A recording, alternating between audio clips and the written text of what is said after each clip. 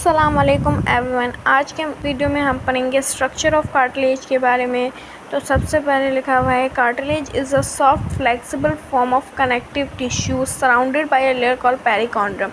अब जो हमारे पास कार्टिलेज है ये सॉफ्ट फ्लेक्सिबल फॉर्म है कनेक्टिव टिश्यू की, और इसकी जो आउटर लेयर है जिसको हम पेरिकॉन्ड्रम कहते हैं, it is present in human skeleton and regarded as a precursor to bone in developing embryo। अब ये हमारे पास ह्यूमन स्केलेटन के अंदर पाई जाती है, और जो डेवलपिंग एम्ब्रियो होता है, जब एम्ब्रियो बन रहा होता है उस दौरान हमारे पास बोन की जगह कार्टिलेज होता है, और फिर जब एम्ब्रियो की डेवलपिंग जैसे ज़्यादा होती रहती है उस तरीके से फिर कार्टिलेज भी बोन में कन्वर्ट होता है। Cartilage is present in joints to provide cushion, reduce friction between bones, give them protection from compressive forces and weight bearing stresses during movement। अब जो कार्टिलेज है ये जॉइंट्स के अंदर पाया जाता है, जो कि क्या करता है, एक कुशन प्रोवाइड करता है, बोन्स के बीच में फ्रिक्शन कम करता है, और कंप्रेसिव और वेट बियरिंग स्ट्रेसेस से भी प्रोटेक्ट करता है मूवमेंट के दौरान। कार्टिलेज जो है उसके बाद अपनी कोई ब्लड वेसल्स नहीं होती, वो एवास्कुलर स्ट्रक्चर होता है। तो अपना जो न्यूट्रिशन होता है वो अपने सराउंडिंग टिश्यूज से लेता है डिफ्यूजन प्रोसेस के ज़रिए। Since they lake blood vessels therefore they grow and repair slower then other tissues. अब क्या होता है कि इनके पास अपनी ब्लड वेसल्स नहीं होती, इस वजह से जब कार्टिलेज में कभी कोई इंजरी वगैरह होती है तो ये दूसरे टिश्यूज़ के मुकाबले इनकी ग्रोथ और रिपेयर दोनों क्या होती हैं, लेट होती हैं, स्लो होती हैं। Formation of cartilage is initiated by chondroblast cells located in outer covering of developing embryo and divide to form chondrocyte cells। अब क्या होता है, जब कार्टिलेज की जो फॉर्मेशन हो रही होती है वो कॉन्ड्रोब्लास्ट सेल से स्टार्ट होती है, जो कि डेवलपिंग बोन के आउटर कवरिंग में पाया जाता है, और फिर ये डिवाइड होते हैं कॉन्ड्रोसाइट सेल्स के अंदर। They are concentrated in leucina in the cartilage and produce film matrix। अब क्या होता है, ऑस्टियोब्लास्ट जो सेल्स होते हैं वो पहले इमेच्योर होते हैं, तो अपने अंदर कार्टिलेज का मैट्रिक्स रिलीज़ करते हैं, जो कि बना हुआ होता है हमारे पास कोलेजन प्रोटीन से, प्रोटियोग्लाइकेन से। प्रोटियोग्लाइकेन जो है वो बना हुआ है कॉन्ड्रोटिन सल्फेट और प्रोटीन से, और कुछ नॉन कोलेजन प्रोटीन भी होते हैं जो कि कार्टिलेज बनाते हैं। फिर क्या होता है, मैट्रिक्स जब रिलीज़ करता है तो कॉन्ड्रोब्लास्ट सेल्स के अराउंड एक गैप जनरेट हो जाए, उसको हम ल्यूसिनाई कहते हैं। ल्यूसिनाई जो क्रिएट होता है उसका सेल्स में मैच्योर हो जाते हैं, और उसको हम कॉन्ड्रोसाइट देयर कहते हैं। There are 3 types of cartilage. 3 तरीके के कार्टिलेज होते हैं associated with skeleton which are different their structure and function. अपने स्ट्रक्चर भी उनका डिफरेंट है और फंक्शन भी। पहला है hyaline cartilage, is present in between ribs and sternum nose at the bony surface in many joints। अब जो हाइलीन कार्टिलेज है ये हमारे पास रिब्स और स्टर्नम में पाया जाता है, नोज़ के अंदर पाया जाता है, और जो जॉइंट्स हैं उनकी बोनी सरफेसेस के अंदर पाया जाता है। It has smooth surface that allows tissues to slide easily। अब जो हाइलीन कार्टिलेज है उसकी जो सरफेस होती है वो स्मूथ होती है, जो कि ईजिली टिश्यूज़ को स्लाइड करने देती है। सेकेंड है फिब्रो कार्टिलेज, जो कि हार्डेस्ट है सब कार्टिलेजेस से। ये हमारे पास एक इंटरवर्टेब्रल डिस्क में, नी जॉइंट में और पेक्टोरल गर्डल में पाई जाती है। अब इंटरवर्टेब्रल डिस्क क्या होती है, 2 वर्टिब्रास के बीच में एक डिस्क होती है, उसको इंटरवर्टेब्रल डिस्क कहते हैं, जो कि कुशन देती है और अटैचमेंट देती है। Third, elastic cartilage is the most flexible and strong cartilage. It is located in the pinna of ear, external and internal auditory tubes, epiglottis and larynx। अब जो हमारे पास थर्ड टाइप है उसको इलास्टिक कार्टिलेज कहते हैं, जो कि फ्लेक्सिबल और स्ट्रॉन्ग कार्टिलेज है।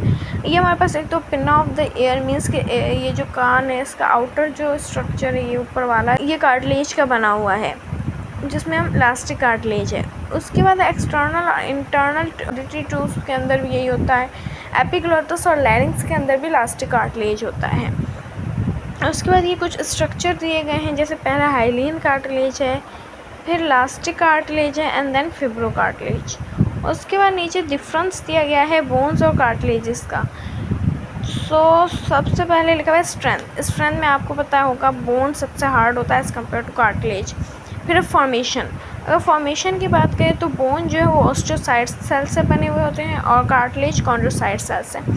फिर लिखा हुआ है कैल्सिफिकेशन, तो बोन्स जो होते हैं वो कैल्सिफाइड होते हैं, मीन्स कि इनके अंदर कैल्शियम और मिनरल्स डिपॉजिट होते हैं। हालांकि कार्टिलेज के अंदर कैल्शियम वगैरह कुछ डिपॉजिट नहीं होता, इस वजह से नॉन कैल्सिफाइड है। अब नेक्स्ट लिखा हुआ है कवरिंग।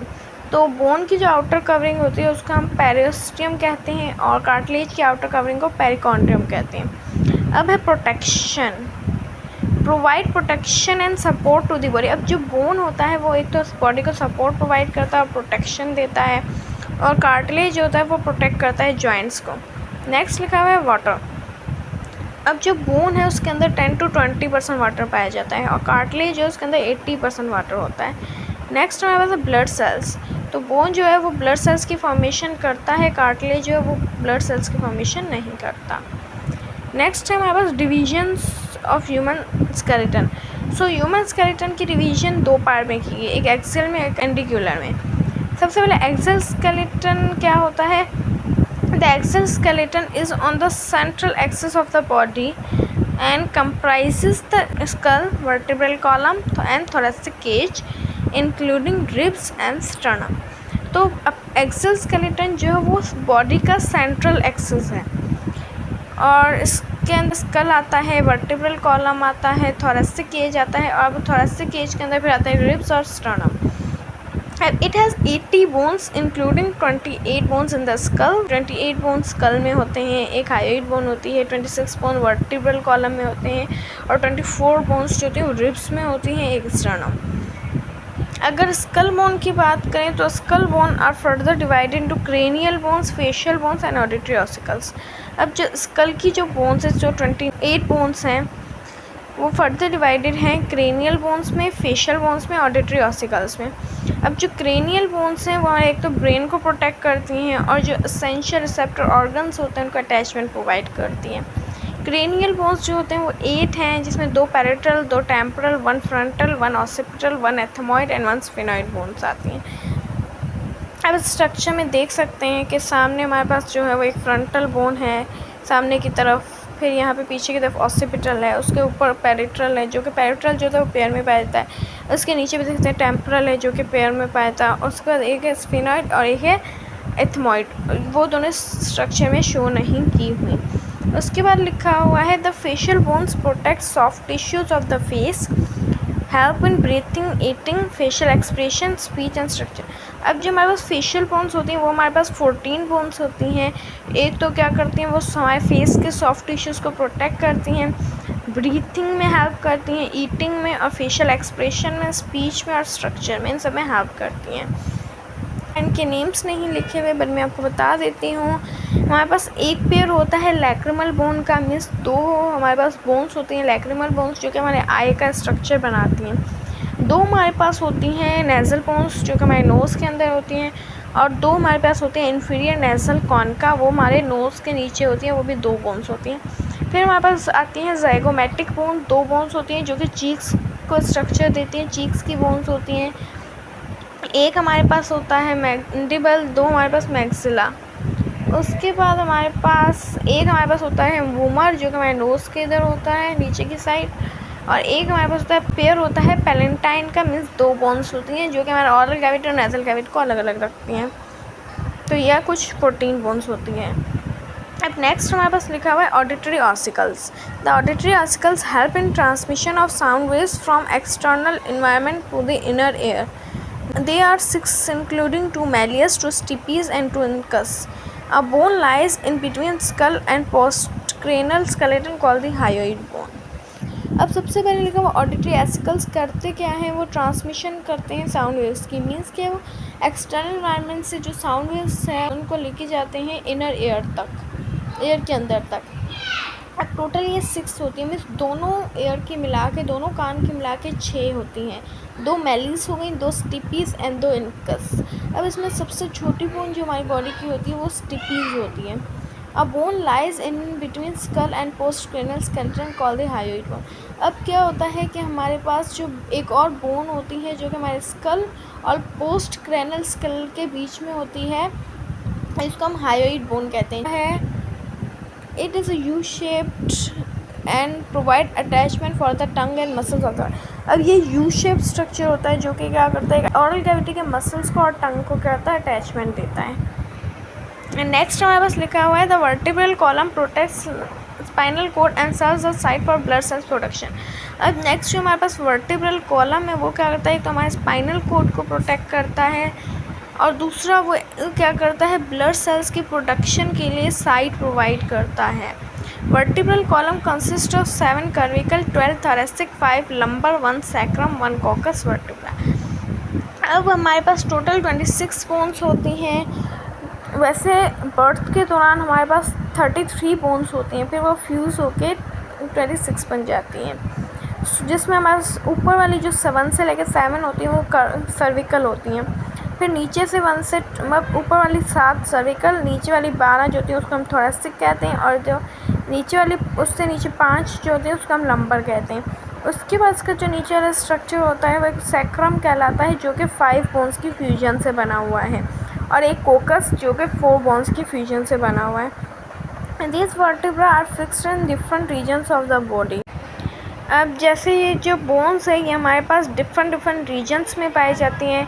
अब जैसे लिखा हुआ है सर्विकल हमारे नेक में पाया जाता है, थोरेसिक चेस्ट में, और इंटरनली वो अटैच होता है रिब्स के साथ, और जो लंबर है वो हमारे एब्डोमिनल रीजन में पाया जाता है, चेस्ट के बिहाइंड। सैक्रल जो है वो हमारे पास लिखा हुआ है form by the fusion of 5 vertebra, 5 vertebra की फ्यूजन से बना हुआ है, और and at the last कोकस form by the fusion of 4 vertebra. इसके बाद हम पढ़ते हैं रिब केज के बारे में। The rib cage is form by ribs and sternum. अब जो हमारे पास रिब केज है वो हमारे पास रिब्स और स्टर्नम से बना हुआ है। Each rib is flat and curved, supports the thoracic wall and provide space for thoracic visceral organs. अब हमारे पास जो रिब है वो फ्लैट भी और कर्व भी है। एक तो वो क्या करती है, हमारे थोरेसिक वॉल को सपोर्ट करती है, और दूसरा हमारे जो थोरेसिक विसरल ऑर्गन्स होते हैं उनको स्पेस प्रोवाइड करती है। Ribs are 12 pairs. अब रिब्स जो होते हैं वो हमारे पास टोटल 24 बोन्स होते हैं और 12 के पेयर्स होते हैं।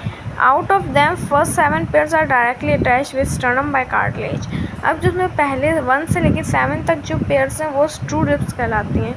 8 से लेके 10 तक जो हैं वो हमारे पास फॉल्स रिब्स कहलाती हैं, और 11 और 12 जो पेयर है वो हमारे पास फ्लोटिंग रिब्स कहलाती हैं। अब जो 7 पेयर्स होते हैं वो डायरेक्ट अटैच होते हैं स्टर्नम के साथ, इस वजह से वो ट्रू रिब्स कहलाते हैं।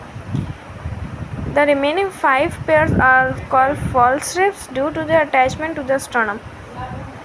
अब जो दूसरे 5 पेयर्स होते हैं वो डायरेक्ट अटैच नहीं होते स्टर्नम के साथ, जिसमें 3 जो होते हैं वो जो 7 वाली रिब्स होती हैं। अब ये जो डिवीज़न है स्कल की फर्दर डिवाइड की हुई है पेल्विक और पेक्टोरल गिर्डल में। सबसे पहले है पेक्टोरल गिर्डल, जिसको हम 4 लिम्ब बोन्स भी कहते हैं। The pectoral girdle gives structural support to the upper part of the body. अब जो हमारे पास पेक्टोरल गिर्डल है वो हमारे बॉडी को ऊपर वाले पार्ट को सपोर्ट प्रोवाइड करता है, अपर रीजन को। The total number of bones associated with pectoral girdle are 64। Pectoral girdle में हमारे पास टोटल 64 बोन्स आती हैं, which include 2 clavicle, 2 scapula in pectoral girdle with the interior limb arm। Bones associated with girdle are 2 humerus, 2 radius, 2 ulna, 16 carpals, 10 metacarpals and 28 phalanges in both limbs। अब एक हाथ में हमारे पास जैसे क्लेविकल है, दूसरे हाथ में भी सेम होगा, तो 2 क्लेविकल हो जाएंगे, फिर 2 इसके नीचे स्कैपुला, स्कैपुला से अराउंड। अब उसके स्कैपुला के बाद हमारे पास हमारे हैंड की साइड बोन्स आती हैं, हाथ की साइड, जिसमें हमारे 2 ह्यूमरस होते हैं, फिर 2 उल्ना, 2 रेडियस। अब वैसे एक हाथ में बस 8 कार्पल होते हैं, 2 के अगर ऐड करेंगे तो फिर हमारे पास 16 कार्पल्स हो जाएंगे। एक हाथ में 5 मेटाकार्पल्स होते हैं, 2 हैंड में हाथ में हो जाएंगे 10 मेटाकार्पल्स। उसका एक हाथ में 14 फैलेंजीज होती हैं, 2 में करेंगे तो 28 फैलेंजीज हो जाएंगी। तो टोटल बोन्स हमारे पास जो होंगी वो 64 बोन्स हो जाएंगी। नेक्स्ट हमारे पास है pelvic गिर्डल and hind limb bones. अब पेल्विक गिर्डल क्या करता है, एक तो हमारी बॉडी वेट को सपोर्ट प्रोवाइड करता है, मूवमेंट में हेल्प करता है, और हमारे पेल्विक विसरल और पार्ट्स होते हैं इसके साथ अटैच होकर फिर स्टर्नम के साथ होते हैं। और जो 2 पेयर होते हैं among the 5 pair there are at last 2 pairs और कॉल्ड द फ्लोटिंग। 2 पेयर होते हैं फ्लोटिंग रिब्स कहलाते हैं, क्योंकि वो अटैच ही नहीं होती ना स्टर्नम से, ना डायरेक्टली ना इनडायरेक्टली। बाकी हम पढ़ेंगे नेक्स्ट वीडियो में, तब तक के लिए अल्लाह हाफिज़।